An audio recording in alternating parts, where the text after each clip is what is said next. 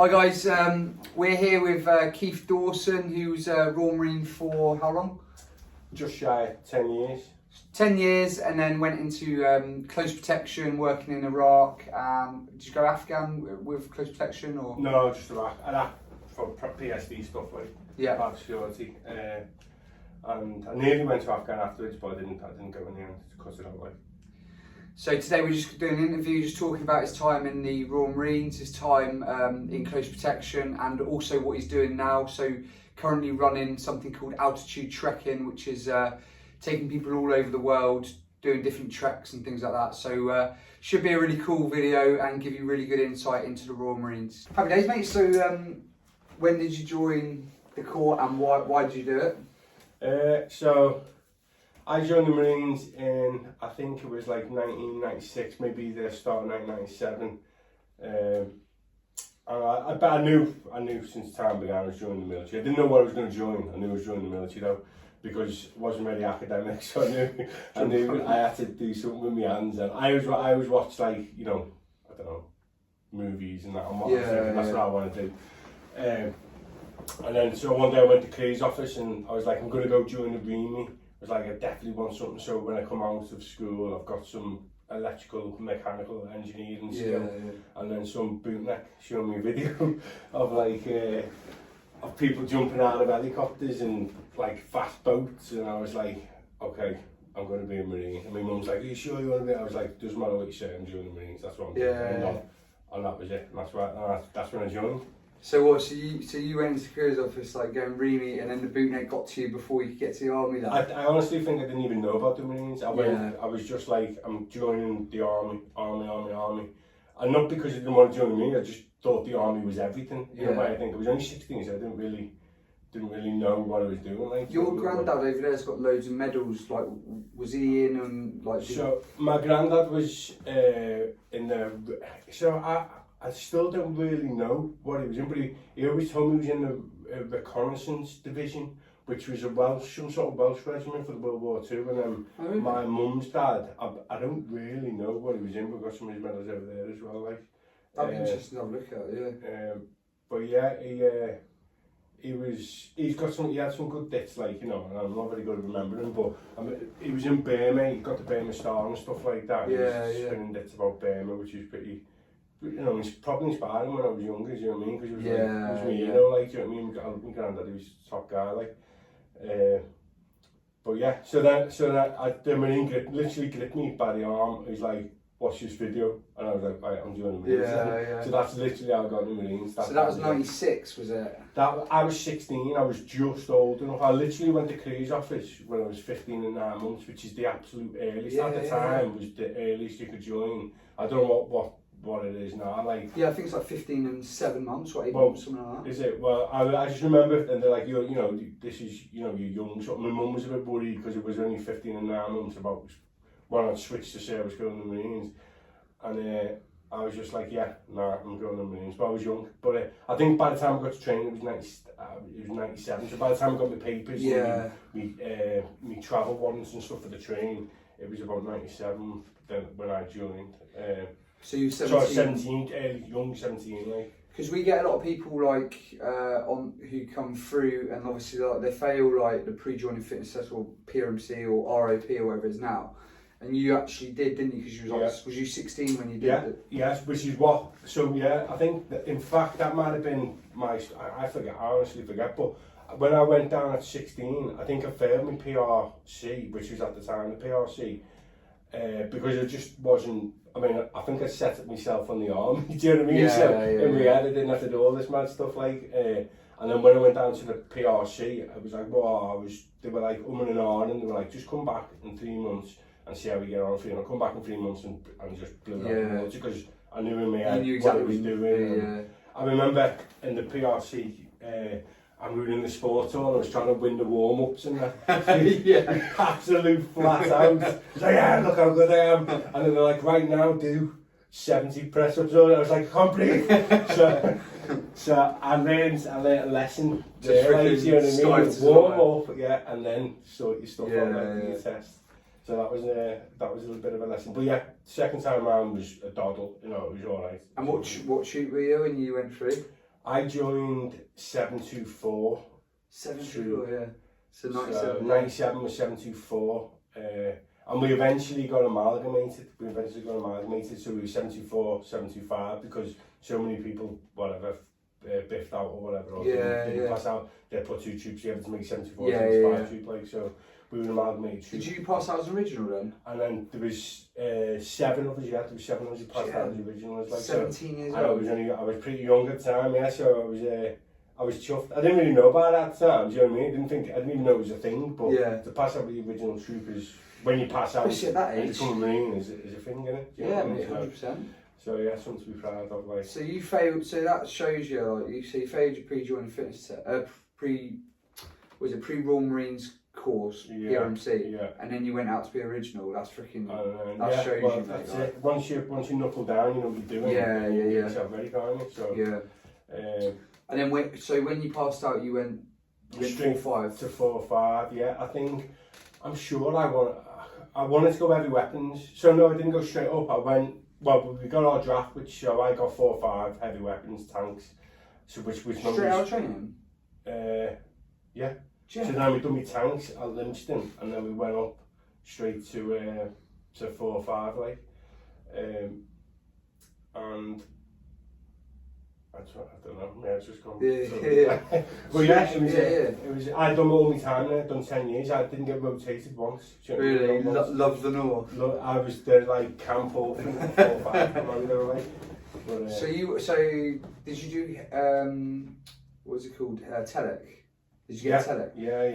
So you obviously you joined 96. You passed up 97, 98. You was in 4-5. 4-5. We went straight to the med. I remember, like, it was, you know, because it's the first time I've gone to the unit, and it's like the first time probably the first time I've been away by myself, apart from, you know, the Corps. But we went straight to Spain. We went straight to the med, and we were on we were on the Grafton. Was it the Grafton? Or we were on some ship like the Grafton or something like that. And then we went around Spain doing all that sort of stuff. How did you get on? Because you was a sprog at the time. Well, I ducked my joining one, so there was no joining one because you were straight into the unit. Lads, yes, yeah, I know, yeah. So I literally didn't get a joining one. So I joined, we went, I don't know, a week or two in camp, bang, straight away. So I sort of ducked out of all that. Wet pitch for a while, like, you know what I mean? Yeah. Like the season, that, but so I always felt like kept that quiet up until now. Like, it was like, I that's just proof for you. But yeah, it was brilliant. I loved it. And 4-5 is great unit, like. Yeah. Good.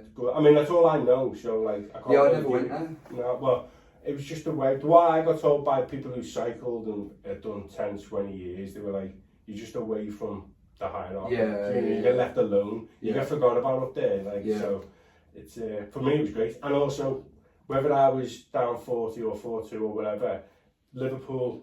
Where we are now in the Whittle is literally in the middle, so it didn't bother me where we were up or down. Like, it was the same time for me, like, to get out.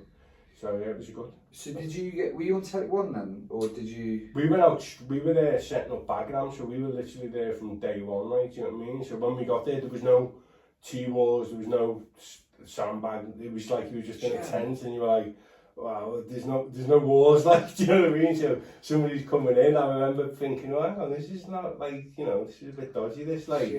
So it was as the camp was getting built, like, but to be fair, at the time, it wasn't as bad as it was with all the headaches, you know what I mean? So we weren't getting, there was stuff going on, people were, you know, the Yanks were getting, you know, the ops we were going on was to rescue Yanks and stuff like that, and they'd been killed in helicopters that had been downed, and this, that and the other, but it wasn't as intense as it was when it got to the headaches. At least that's right, I remember. So you did you go out in 2001, 2002? 2001, 2002, yeah. And then, and did you do one tour of we were Iraq? just there for,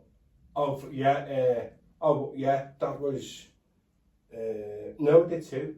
I did two for Iraq. I got 2 medals. But Iraq was sound, like, you know what I mean? Iraq was alright as well. Yeah. Cushy. It wasn't intense, do you know what I mean? It's like, well, compared to all the war, it's weird, all the wars, because it's classed as wars on it back, like, operationally, they didn't seem to be as ruthless as what happened afterwards. Afterwards is where all the trouble. Like, so when I was working privately after the wars in Iraq, it was way more intense. Way more intense for me. I mean, you know, it's hard. It's I guess everyone's experience is like yeah, different. that's what I'm going to say. Yeah, like if you were in one area at the time when it's not going to relate, you're going to say, "Hang on, that was bad when I was there." But some of the stuff we did it wasn't so bad. Like it's a bit luck of the draw because you could be like a mile down the road, exactly, getting smashed to bits, and then down there you're like, "Where's all the contacts?" Yeah, and that. yeah. So but Afghanistan for the war and Iraq for the war were both not as brutal as it sounds when you say like you're at the war. So when Herrick's were the peacekeeping operations, it doesn't sound like you know what I mean. What you see in the videos of that ain't it's not peacekeeping. That you know what I mean. That's war, like you know what I mean. So you could flip it on its head, like. Yeah. So what were the timescales? So you went out to. Do you remember like Iraq was 2001? Only days of there. So Iraq. Yeah, I don't remember when I went. Like, I don't remember. It probably on the medals actually, won't it? But probably on the. Can't remember if it's on there. On the pins. But yeah, I don't remember the time. Because Afghanistan was definitely something around was definitely 2002 sort of time, and Iraq. 2003 was it? No, 2001 was Iraq, wasn't it? And then did we go into Afghan 2003? Is that right? Yeah. I don't know. Maybe it was a long time ago. Like, but yeah, I don't know. I did go, like, do you know what I mean? Yeah, I trust you. No, that's going to be the story of this because I'm dating that. That made that sound. Honestly, I can't remember. Like, I can't remember who I served with. Like, I don't remember the dates. I feel bad, honest about names. I forget names as well. Like literally, there's people in my primary school class, right? And I literally do not know what they're called. I'm like, wow, I went to school with them. But yeah, that's shame to call. I think that's just sleep deprivation over like 10 years in the Greens. Starting midnight now. 59. Like looking back at your time, like I don't know if you reflect on it much at the moment. Like now you've been because how long have you been out? Like. So I left in 2006. So I joined in 96, 97, left in 2006. So that's that's like 14 years. Yeah, it's more 15, 16 years, isn't it? So it's a while, like, you know, that justifies me forgetting shit. Like. Of course, mate, You ain't going to remember nothing at that time. So yeah, it's been a while, but it don't feel like that. Feels like a couple of years. Do you think about the Corps much? I don't know, I have a few wobbles now and again. I'm thinking I might just do another quick 4 years. But I think I'm too old now, I'm 40 now, so I think... Because you do like reserves or something like that? Yeah, but nah, I'm done. I do altitude trekking now as well. I hit the mountains, so if I want me fix of the hills, I get in the hills. The hills. What, like when you look back at the time, like what points or what sort of experiences that you went through like stand out for you? So... Training for one, I mean, you think about the Corps and you think about like, you know, what you've done and that. You don't really give no time when you're training, you're just slogging away getting it done. But then once you pass, you realise you've passed the longest hours training in the world, like, do you know what I mean? It's about as good as it gets. So, them group of lads, and for when you get your unit, and for when you get your troops and that, you're never going to forget them people you're with. Like if you rotate through troops quite a lot, like if you're going through units every few, you might, you know, lose, because even though I've always been 4 or 5 people come and go, so you remember some and you forget some, like, you know, it's not because you're being horrible, it's just the way it is. But in training, they're like, you know, that they're your brothers for 9 months and it's proper intense all the time, so the training was definitely a big one. I love training. I mean, people literally would tell you how much they hated it. Yeah. But I was 16, I was made a bubber. I didn't hate myself. I was used to getting told off by everyone all the time in school anyway, so I was getting shouted at by the training team, whatever. It was just duck off a water's back, So I enjoyed training, do you know what I mean? So that was definitely, for me, one of my highlights. I loved that. It's a weird, like, I agree with you in terms of like, you think, oh, you've done all this stuff in the Corps, but like training is definitely a highlight because I think what happens is every single day in training you achieve something. Yeah. Then you get to the Corps, then you get to like a unit, and obviously depending on what the unit's doing, a lot of weeks are actually quite like mundane, Of and you don't feel like Yeah. you've achieved anything, and you can get Hurry up and wait. you can get lazy proper, in that. Yeah. And obviously, you know, you do Afghan, you do Iraq, but in between those like operations, like it is just freaking You're hurry just up waiting and to wait. do the next one. But again, going back to 4 or 5, and as particularly, I mean, picking, you don't pick a time when you join when you're ready to join. But the time I joined, there was not a year go by where we weren't away somewhere operating for 6 months. Like, it just literally felt like you do that, 6 months, you come home, you have a load of time off.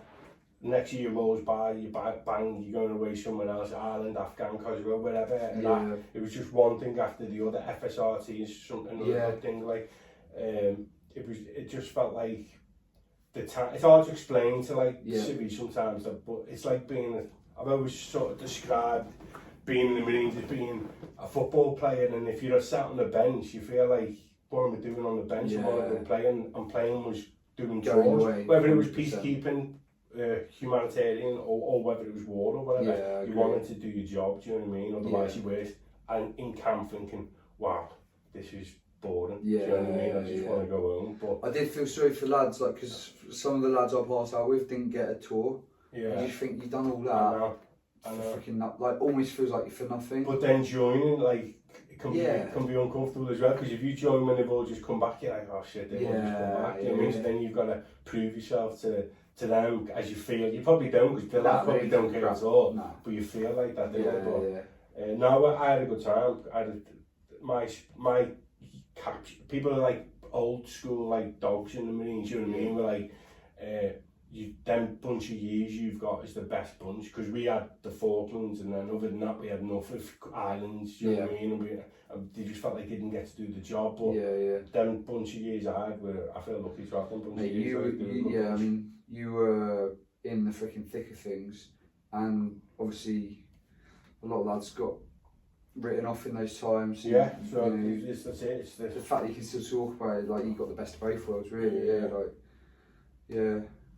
Do you, if you could do it all again, would you do the Corps again?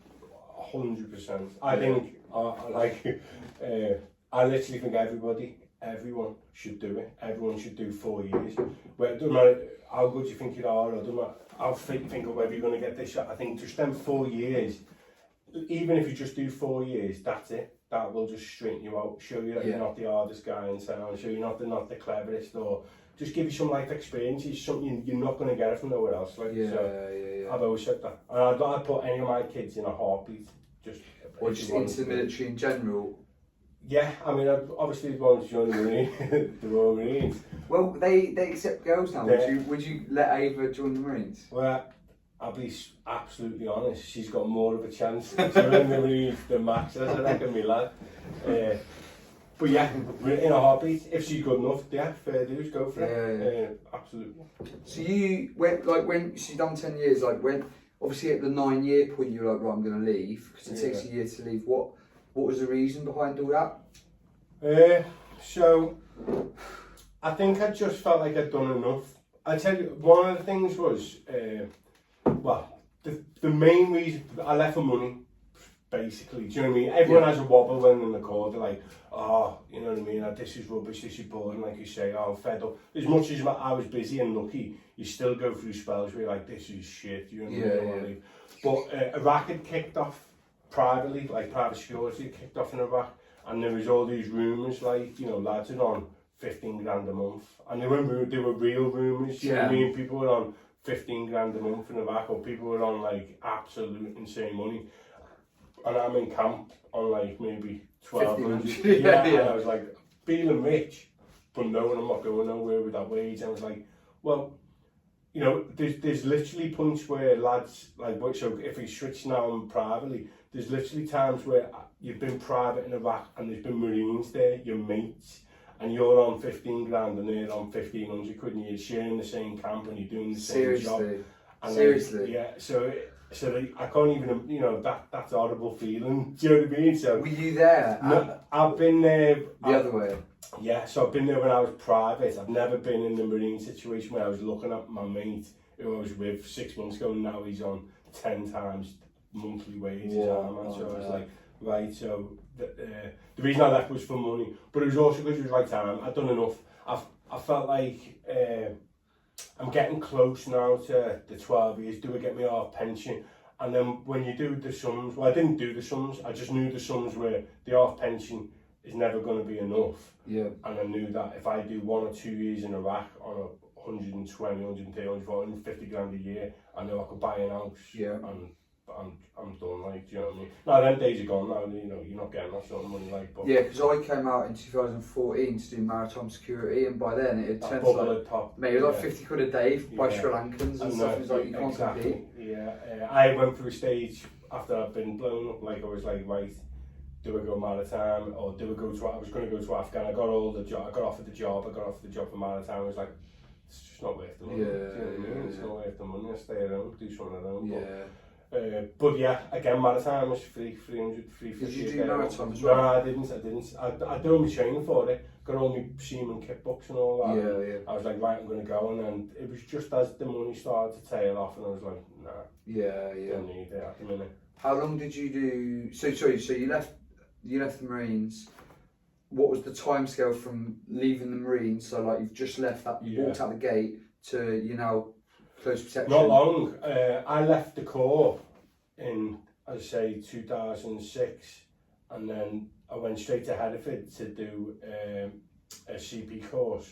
Done my CP course there, passed my course, went into the interview after my course, and got offered about 6 jobs straight away, and then picked the first one, which was, well, not the first one, picked what I thought was the best one, which was Aegis. And then I got me call a week or two, and they were offering me a couple of contracts. And Iraq was just going through the elections at the time, so it was the first democratic or election in the history. And they were like, right, we want you to guard the ballot boxes with a load of local nationals. Like, I was like, oh, it's the first one. They're not happy with this change. I was like, I don't know if I want to be in a compound, me and a load of local nationals looking after these ballot boxes. So it's like, oh, I appreciate the job. It's hard to say no, because I hadn't have a job, do you know what I mean, at the time. I was like, it's not what I want. And then I got offered another job a couple of weeks later saying, okay, we want you to work with a team of expats, whether US, British, most of them are bootnecks or SB lads or SAS lads. They're like, right, we want you to take the ballots. So once the ballots have been voted, we want you to drive around the country. And I was like, that's more like, I felt safe with a group of lads, like, do you know what I mean? So I was like, yeah, that's my first job. So literally months, I was at the corner, I was in Iraq, like, and I was like, this is great. And was it like, as you said, you went from like 1,500 a month, were you on what you... The money was just insane, like, the money was 12 grand a month upwards, like, you know. And then you were out of the country 6 months, so tax free. So you're doing that. I think we did, you had 9 out. I think it was 3 on 1 off, or I don't know, 3 on 2 off. I can't remember, 4 on 2 off or something like that. So you do 9 months out and 3 months back, and that makes you tax free at the time. Yeah. But it was just, I felt like I was doing like Gucci really stuff, like, do you know what I mean? So you drive around in armoured vehicles like Land Cruisers with like M4s and you're in Civi Clove, and I don't know, it felt good. It just felt good, but it felt dangerous. I mean, when you first got there, it was you land in the Bayap and in Baghdad International Airport, and I didn't know what to expect at all. So I got off the plane, I was walking through just like as if you were in Manchester Airport, and there's just people walking around. I was like, wow, I've not got a gun. I felt like I was in the city, do you know what I mean? I was vulnerable, but I didn't realise it was part of a camp, do you know what I mean? I was already within a camp, so I was basically safe. But I remember thinking, I need a gun now, like, do you know what I mean? There's loads of like, just what you would say is Iraqi people just walking around. Because in the Marines, obviously, as soon as you get there, it's military, that's it. Everyone's military. Everywhere I looked, there was people with like derkers on, or whatever. There's people just walking around in just like Iraqi, normal Iraqi gear. And I was like, wow, why is that guy got a gun? Who's he? Do you know what I mean? But he didn't look military, but he was walking around with a gun. But so that was, I always remember that from when I was over there. I remember being a bit scared. I was like, what's going on? But then you just get not complacent, you just get used to it. And you're like used to these scenarios, and you're like, I don't know, then you just, then the fear goes away a little bit. But like, I think you need that, like, do you know what I mean? Otherwise you'd be on tense hooks permanently, because it is dangerous, like, do you know what I mean? So when you got there, what were you like were you met by someone or like? Yeah, so we were met by a team, and we got picked up by a team. We got put on an armoured bus, and then the bus took us from the buy-up to the green zone, and then at the green zone, that's where we'd go into our training before we went to our camps that we were going to go to when we were in Iraq. Oh, so you got trained up when you got out there? Yeah, so we run through some courses, do you know what I mean, out there to make sure you're up to speed. It's ran, everything was ran slick, and it's all ran by ex-military, ex-SBS, SAS lads. It was pretty slick, it was good. It felt professional. You didn't really learn a lot, like so much, you just learned the new tactics, so you know, you're looking after one guy now instead of protecting your unit, do you know what I mean? So you learn how to block with vehicles and, do you know what I mean, do stuff like that. You learn how to operate with your vehicles because you're blocking roads, so it was different to what you were doing in the Marines, but not massively, you know, you just got to adapt, you just had to adapt slightly to what you were doing.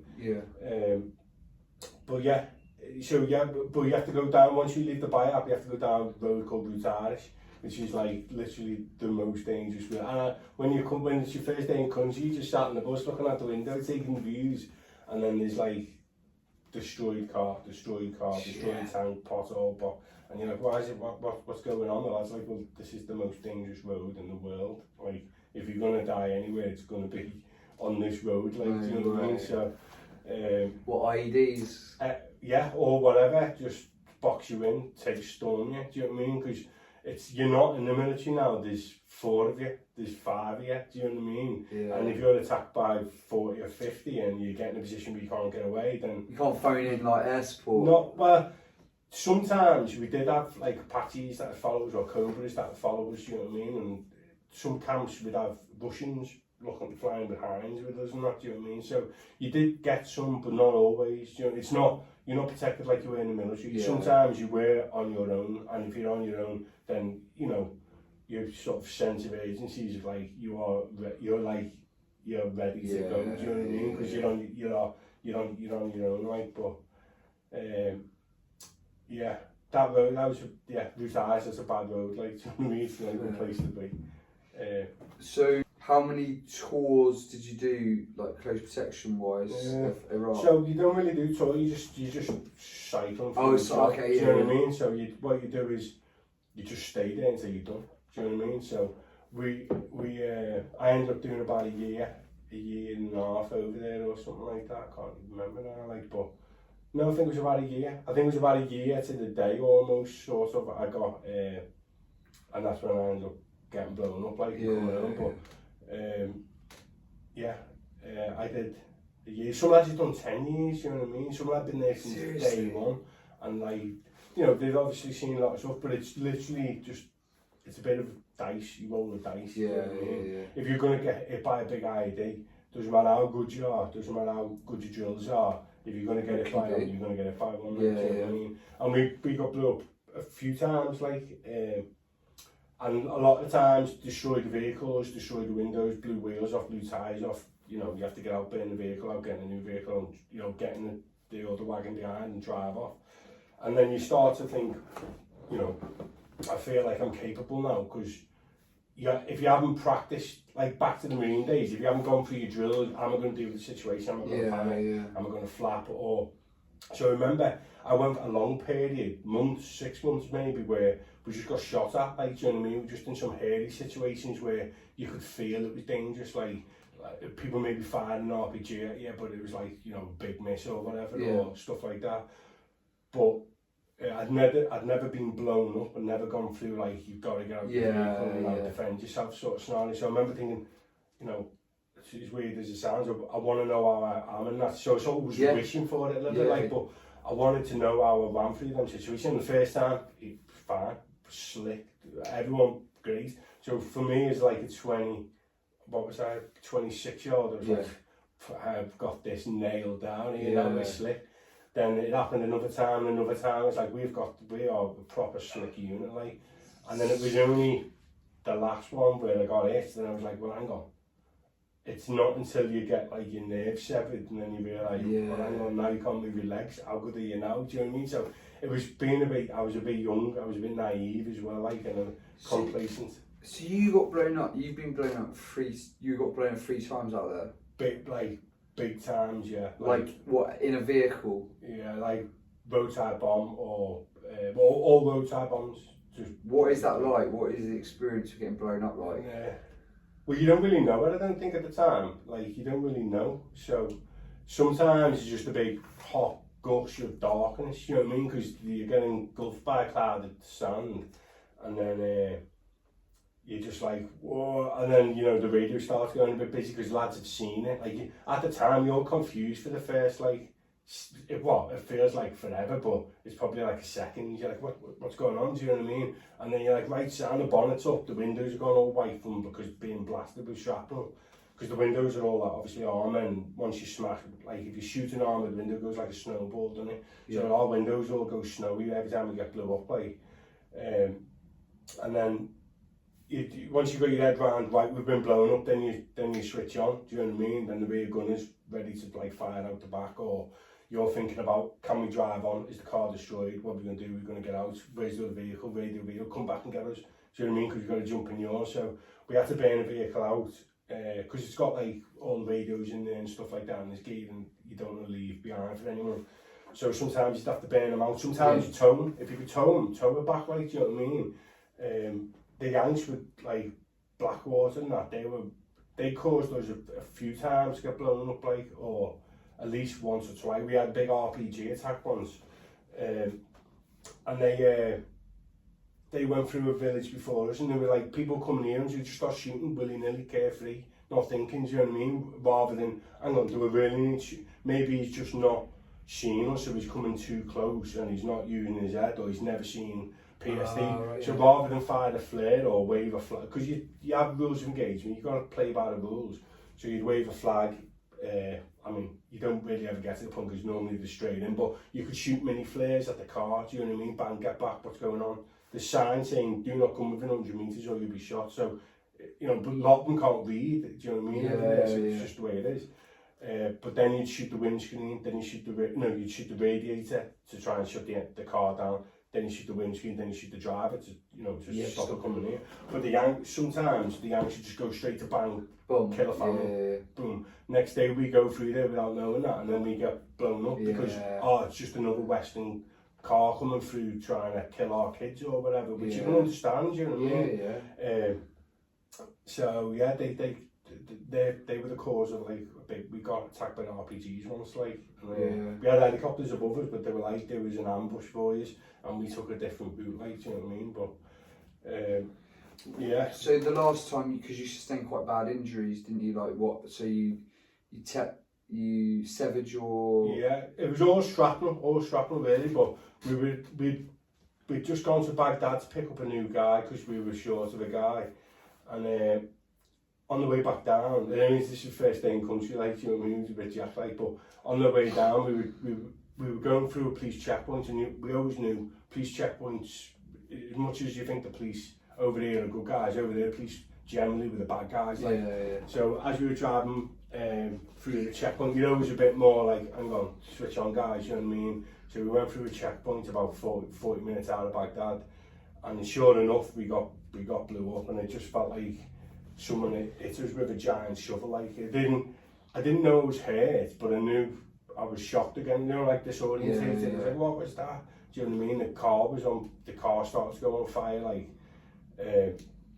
and so I picked up my weapon ready to get out. Oh no, as we were coming, we started spinning down the road, so the car went into a big spin, started doing 360s, and like people say, like, you know, just before you're about to die, what's it like to go in slow motion? And I'm telling you, it was absolute slow motion for me, like, because as we were spinning, I was like, I could see potholes, like, from previous explosions and stuff. I was like, I knew if we hit them, the car was going to roll, and if the car rolls, all the armour buckles, and you can't get outdoors, and when you go on fire, which we already were, we weren't getting out the car, like, so a lot of lads either in the back got killed by drowning, because they went into an irrigation channel, buckled the doors, they couldn't get out the yard, or a lot got burned to death where you couldn't get out. I mean, the design's not letting no one in, and if you crimp them, you can't get out of it. So I remember grabbing the wheel off my driver, who was a very experienced lad as well, and I just remember thinking, I don't even know what I was trying to do, but I was just trying to avoid these oulders where you were spinning, like. And then we come to a stop in the central reservation, which was like, it was called Route Tampa, which is like the M6 basically for the UK, like. And then as soon as we stopped, it really went on fire quite quick, like, do you know what I mean? Because we were, at the time, we were one of the only petrol cars in the back, because we were the gun truck, so our job was to race up to any problems or race up and block roads and protect the client vehicle, like. And they thought the logic, petrol's faster than diesel, blah blah blah, but petrol is also very flammable, like. Now it's all diesel, like. So yeah, we spun to a stop, we went on fire straight away, and Rolly was like, come on, if you get blown up on the right, you get out on the left. It's just simple tactics, you don't want to like go towards where the trouble was. The red door. Yeah, so we got out on the left. A lot of the time, lads have got out, blew up on the right, and they would have switched on. Like, if you got blew up on the right, you get out on the left, there'd be a secondary explosion and everyone got killed anyway, like, do you know what I mean? So there is like, do we call the bluff and just get out on the right? But my door was destroyed, you couldn't get out on the right. Everybody was like, let's get out on the left. So the driver was like, can you get out? And I was like, well, I'm trying. And every time I was trying, I was going to the right, and he's like, well, what are you doing? Sort of thing, like, do you know what I mean? You're going the wrong way. But because my right arm was hip strapped on my right leg, it cut the nerves in my arm and my leg. So it doesn't matter how fit you are, because I was mega fit at the time, I was strong. If you take the wires out of that plug, you ain't switching the light on, do you know what I mean? It's how good the muscle is of the cable, it's just not going on. So I was trying to use my leg, but the only ones that were working was the left hand side, so it was pushing me the wrong way. So we figured that out within about 2 minutes, and he just grabbed me by my weapon and just dragged us out. So I grabbed my gun, I picked my gun up, it was like just half a stock, it'd been blown clean in half, like. So I always used to put it towards, so I was by the door, I was the right hand side, which would be the driver's side in the UK, but we're in American cars. So I'd always put it by my leg, so it'd gone through my weapon, which I think probably saved my leg, like, to be honest.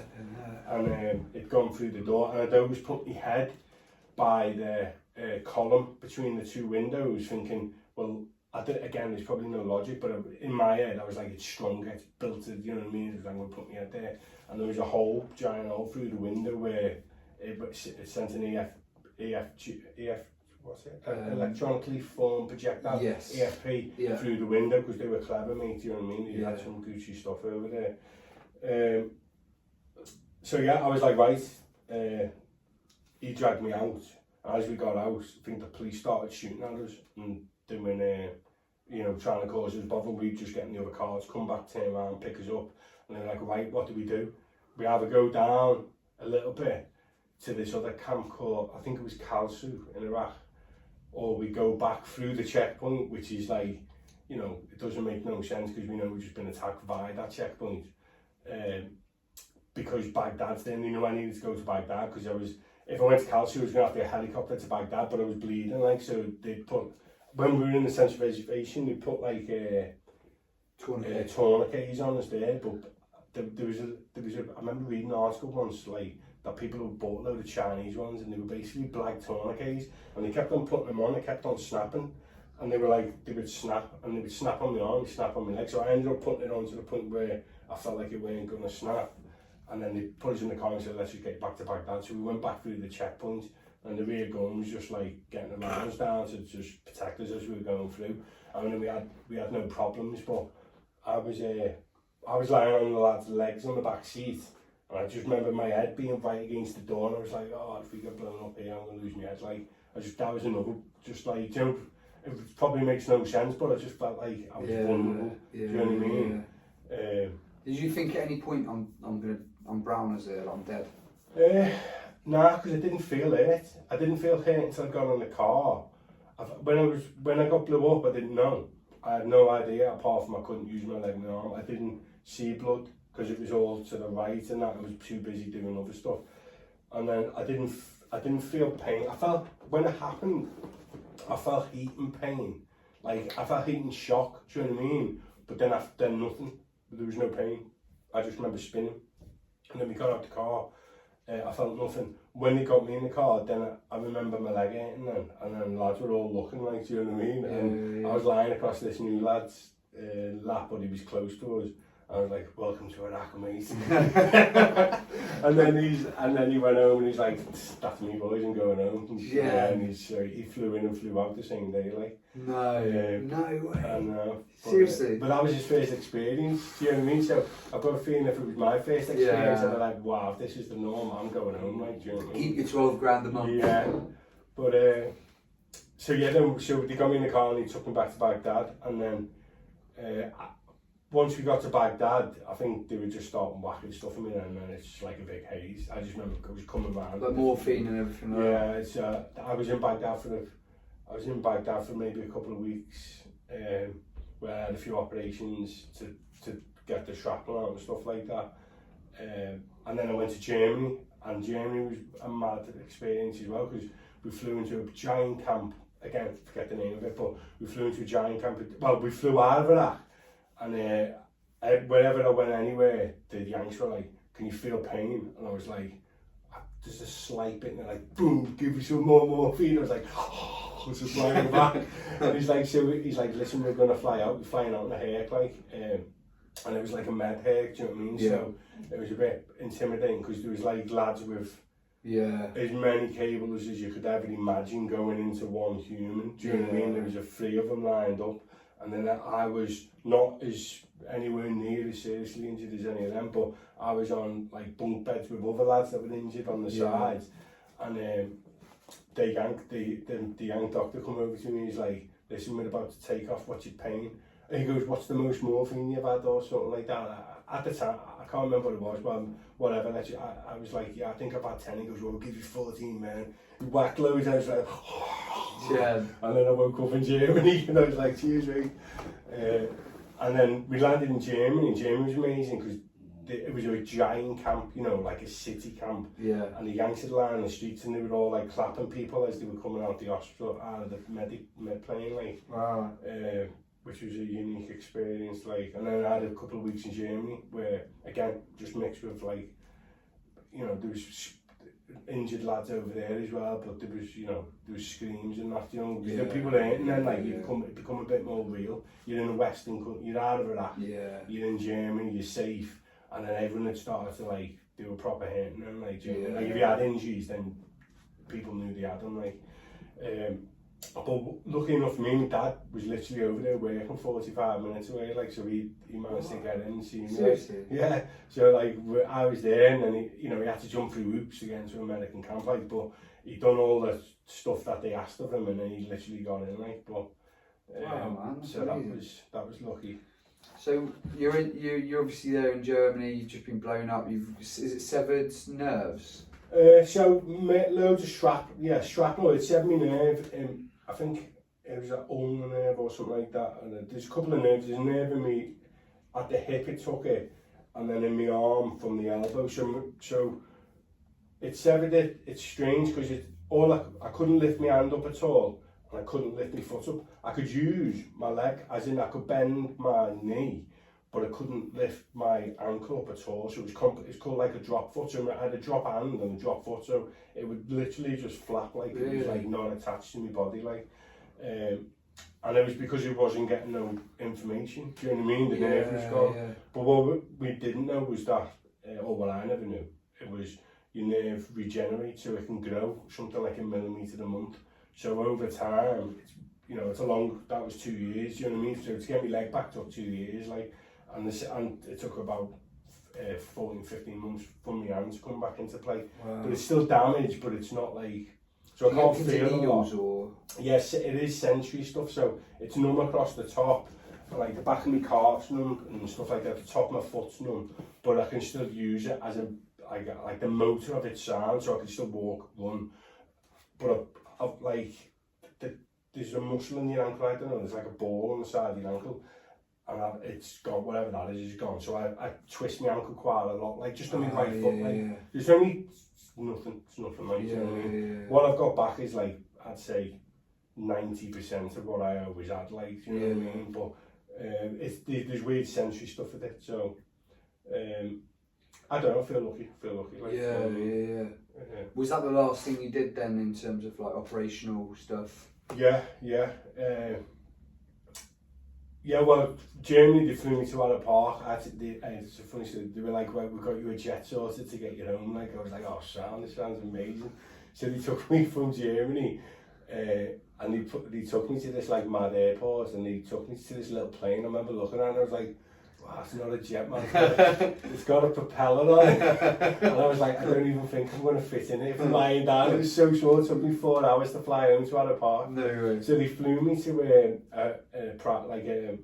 a commercial, or no, not a commercial, like a private. It's not private, like a working one. I don't know. Do you know what I mean? It's not like I didn't fly into John Lennon. I flew into like another airport close to it, and I don't know. It took 4 hours in that flight. It was probably the scariest experience of my whole life. It was worse than all of Iraq. I was just like, we're doing about 60 mile an hour. You know what I mean? From Germany in this plane. So I was like, nah, I don't like this. But yeah, when I got back, stuck you on a Virgin plane. I know. Well, I hadn't had jets, because some lads got jets, like, do you know what I mean? I got this wind up propeller, do you know what I mean? Guys, you jump off the prop at the start. But yeah, that was the last of the private. So when I did get back to some sort of fitness, well, you know, 2 years down the line, when I was able to, like, because I was in a wheelchair for a long time, so when I got back to train that, then I went to go to Afghan. I was like, you know, I'm back, I'm almost back. Like, I'm going to go to Afghan now, like, but like, I did all the stuff I needed, got offered the jobs. They were like, well, why are you doing it? You know, I was like, well, not because I wasn't doing it to prove them, I was just doing it because I felt like I was ready to go back. But I didn't, I just dropped out. The money had dropped again for Afghan. Afghan was something like 150 quid a day, and it used to be like 3-4, do you know what I mean? I was like, it's not worth it. Is it worth it? And then I went and started doing a few other properties, like, do you know what I mean? So I was like, I don't need it, like. Just the rehab side of things. So that was tough, It was like, you have Hazard, don't you, in the Marines, so, and you know, there's a massive sort of infrastructure into like rehabbing, rehabilitating people in the Corps. Well, luckily for me, which I never knew. I mean, when I signed my contract privately, like, I just seen the money. I didn't look at nothing else. I was like, yeah, that's signed. I was too young. I was like, yeah, I'll take the dough. But the contract I signed was one of the best contracts you could sign. It was a matrix contract, like, so that sort of that basically secured me financially, as in they keep paying me until I'm better, this, that, and the other. So but also paid the same amount while you to a degree, then it dropped to 2/3 or something like that. And then medically, anything I needed, bang, in a heartbeat. If you wanted it, you got it. Do you know what I mean? So if I was in when I was in Allen Park, I was just saying, when I flew back to the UK, it was up the road, literally, is Allen Park, and I spent, you know, a good while in there. I was in a ward with just everybody else, which is a shame of, but the nurses just don't have the time to give you, they need to give you, do you know what I mean? So when I needed something, I had to wait my turn like I should, you know what I mean? I'm not special, like, but I had to wait my turn. But I was luckily and fortunate enough to be, I've done that contract where anything I wanted I got, so they were like, right, put them in a private suite, so they put me in a private suite in Allen Park. So then I had my own room. I was having like 3-course steaks. I was having like, we were sleeping over. I had my shower, everything. It was like being in my house. Like, I don't want to go home. But that was, again, a bit of luck really, because it was the contract I didn't know I signed, but I signed the contract which got me everything, like. And that sort of went away as people started grabbing onto money and the wages weren't as good. You didn't get that. If you got hurt and you couldn't work, you didn't get paid. Do you know what I mean? You've got to know, if you to sign a contract, you need to know what you sign. I never got away with it, but so the rehab was long. The rehab took years, years and years, and it's still, you know, it's still not normal. Still not. How many years ago was that? 2006, did you say? So I think I got up in 2007. On the video it says 2006, but I think it was a year out. I think it was a year out of date. Like, again, I don't actually sure. It was October. It was in October, like, but Mentally, like obviously you got the physical stuff. Mentally, must have been quite hard to come to terms with, or? So the worst part of the entire whole experience for me was, like, in my head I was alright. So when it happened, didn't even acknowledge it. You know, like, I think it's like probably a defence thing where it was like, I didn't not acknowledge it, but it didn't bother me for a long time. Like, do you know what I mean? For I don't know, for years maybe. Yeah. It didn't really. I think as you get a bit older, then you start to dwell on stuff. Yeah, but yeah. When we were in Baghdad, I got blew up on like one day, and then I was getting treated in Baghdad like 2-3 days later, and another team had got blew up, and they were mates of mine, like, and 2 of them got killed. Oh, right. And it was only at that point where I proper like felt bad, like broke down, it was uncontrollable. So it was probably a mixture of everything, but it was only at that point where I ever felt like real, I don't know, just, it was frustration because I was trapped, I couldn't do nothing. I think at the time I had a temperature like, which was like absolutely like insanely high. They were like, your temperature's so high. I had open wounds because like when you get blown up, it's not just like a piece of metal. It's the car seats, it's the springs, it's the dust from the car, it's the shell, it's, you know what I mean? So all the crap that was in my body just gave me this mad temperature, and it was just like, I just felt bad. And then I found out that my good mates got killed as well not long after. And then I couldn't do nothing, do you know what I mean? I was just like lying on the bed, unable to help anyone, just being useless. That's what it felt like at the time. So, and then I spoke to a doctor. They were like, do you want to see a doctor? I was like, I'm fine. And they were like, well, when you do, because they knew, do you know what I mean? Everyone's the same, you're going to go through. So they were like, right, you've got to go see this guy. And I was speaking to them, and you have a few moments with them, like, but then they were like, well, what you're explaining is just like, it's like the most common thing. It's just called survivor's guilt. So you feel guilty, you survived. And so the worst part was 100% was that part, like, you know what I mean? But for myself, I never really suffered too bad at all, like, you know, I mean, you have ups and downs, goods and bads, you get frustrated, you don't know what you're going to do. For a few months, maybe a year or so, I was like, well, I'm never going to be able to walk again, I'm going to play football, I'm going to do a job. So I was like, I trained to be a driving instructor because I thought, well, if I can't walk again, I'm going to have to do something. So I trained to be a driving instructor. I didn't know what was going to go on financially with this company, because you just didn't know, you know, because you just signed a contract. But so I was like, right, I'm going to do something with my time. And so I thought, well, I can sit down, that's for sure, and I'll train to be a driving instructor. So I did that. But yeah, and then it was just a long process. You can't rush nature, do you know what I mean? It had to regrow. So I couldn't use my muscles, so you lose them, like, do you know what I mean? But they were using like TENS machines, which would fire your muscle up like electronically, so I could keep some sort of like move, but it's never the same, do you know what I mean? So yeah, I don't know, it's just a long process, and it's still alright, there's still differences in it, and it's still Hindi. They had to cut quite a bit of my quad out, so like, I've got like, it's not really a quad, it's like a 3.5 quad. Is your left side stronger than your right side? Yeah, well, they reckon I did my back once, and the physio was like, well, you've done it because you're compensating, do you know what I mean? And that's how you've done it, like. But I don't feel too, like, I don't feel a million miles out, do you know what I mean? It's disadvantage, but I think it's just, I don't know. I don't let it get away with, do you know what I mean? So I feel like it's got the best chance, but it's never going to be as good as a full solid quad, like, do you know what I mean? Because it's got a big chunk out of it, like. But, yeah. Fair play to you, mate. Like, and just the fact, like, you know, it can be millimetres, can't it, from like life and death. Well, that's the thing. Where'd you go? It could have been an artery. Do you know what I mean? Or you could have lost gone your leg. Like, if it didn't have any weapon there. So I've had all them little thoughts, but I've spoken about it enough now that it's just. I think that's probably the main thing. Do you know what I mean? Because I don't really speak about it to anyone.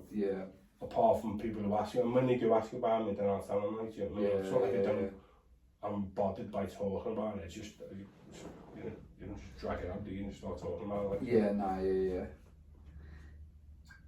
It's fucking, that's crazy. So you're doing now, like, you've got a new company you and Wad go another boot neck. Yeah. You're talk a little bit about that, like, so you're doing altitude trekking. So we're sort of doing what all boot necks say you never do, and when you're in the core, it's like known, innit? That like nobody likes doing mountain training because it's a proper slog, and then you the MLs and all your training team and all the hierarchy will be like civvies pay thousands to do this, and now we literally are paying thousands to do what we said we would never do, and we love it. So this is our next stage, like, you know. So we're past being, we've done our time in the core now. This is our new core, like, you know what I mean? So we're back in the mountains, and that's where we like to be, like. So we've got a company where we send people from the UK abroad to guides in different countries, anywhere in the world, from Everest to Kilimanjaro to Mount Elbrus, you know, and any big mountains, Machu Picchu. We send people over from here to the country to meet guides and to go on like trips of lifetime. You know what I mean? So it's brilliant, and that's altitude trekking. It's been running now. We've been doing it for doing it for about a year and a half, and it's doing well. It's good. Yeah, it's brilliant. It's amazing to be a part of. Well, it come about because we started doing that. Do you know what I mean? We were literally doing that. We could say we've done all sorts of we've done Everest, base camp, Kilimanjaro, and then on next the plan. We want to do everything on our site, everything, but next on the list is Elbrus, which is Europe size, which you might. Yeah, I want to go on that definitely. Yeah, that's Russia. It's Russia, and it's Russia as well. So I've not ticked Russia off. I want to go Russia. Yeah. It's got the biggest mountain in Europe. It's on a ski resort. You've got local town life. It's just sounds great. It ticks every box. Yeah. So that is the next on the list for us. Like, and the guides are brilliant. You know what I mean? It's one of the longest. The guides we use over there have been doing it for like forever. Do you know what I mean? The guides we have in Nepal, absolutely, mate. He's probably one of the nicest person I've ever met in my whole life. Like, so it's just a brilliant. I mean, I don't want to. I'm bigging myself. It's just a brilliant idea. And it's something I love doing. So we've like made a business out of it. Yeah. And that's what we do. We send people over there and they do it. Links in description, guys, for anyone interested. We're going to be going out. Is it November? We're waiting on. Russia's got his amber, so we can go if you're double vaccinated. But obviously, that's not everybody. You know what I mean? So, and if you're not, but there's no rush. These mountains aren't going nowhere, and some people don't want to go now, and some people do. Yeah, and if you do, you can, and if you don't, whatever, you just go next year. Like, it's not going nowhere, but we're ready to go when you're ready to go. Yeah, you know what I mean? That's class. Obviously, bootneck company as well, like supporting, you know, veterans and that. So if you want to go travelling and do those stuff, then get involved 100%. Mate, it's been quality. Like, is there any other what would you say to anyone who's sort of 17 years old, similar position to you, 16, 17, who doesn't know what to do with their life, thinking military? What advice would you give yourself? My advice would be just to join the military, full stop. Like, I mean, and if you're going to join the military, you may as well give the Royal Marines the first shot, because why would you want to go anywhere else other than, in my opinion, the best? Like, do you know what I mean? So you give the best. If you don't work, go somewhere else, try the army, try the RAF, do whatever. But if you just give yourself them 4 years, it will literally. It's not a joke. I'm not messing. It will change your life. You know what I agree, literally. And you've only got to do 4 years. There's nothing in your lifetime to drop in the ocean. Yeah. But you'll experience something you've never experienced, and it'll set you up properly, mentally, maybe your mindset for the rest of your life. You're not going to come out rich. You're going to make no money, like, but you're going to have some memory. You're going to make a lot of memories. You're going to have something that 99%. Yeah, and you're in the most unique club in the world. Best boys club in the world, although it's now everyone's club. Well, because you can go anywhere in the world and like you see a bootneck and you're like straight away you're like best mates. You're on the same page, aren't you? Because you just know, like, you know, they've got something about you can't be a bootneck with not having like 90% of you in tune with the other guy. Some there's differences, but like it's almost there. But yeah, I would say do it 100%. You've got nothing to lose, and I'd tell my own kids to do that. Yeah, well, I look forward to seeing Ava being the first girl. Yeah, into yeah, I know about that. Happy She's days, got mate. potential. So, well, thanks for having me Cheers, on. mate. Thank you very much, Buzz. Nice one. Appreciate that. Hope you enjoyed that, guys. If you did, remember to like and subscribe. Also, go on Instagram or Facebook and have a look at altitude trekking. Link is in the description as well below. But definitely get on their tracks because run by proper good lads and really good trips as well. Cheers. Brilliant. Thank you.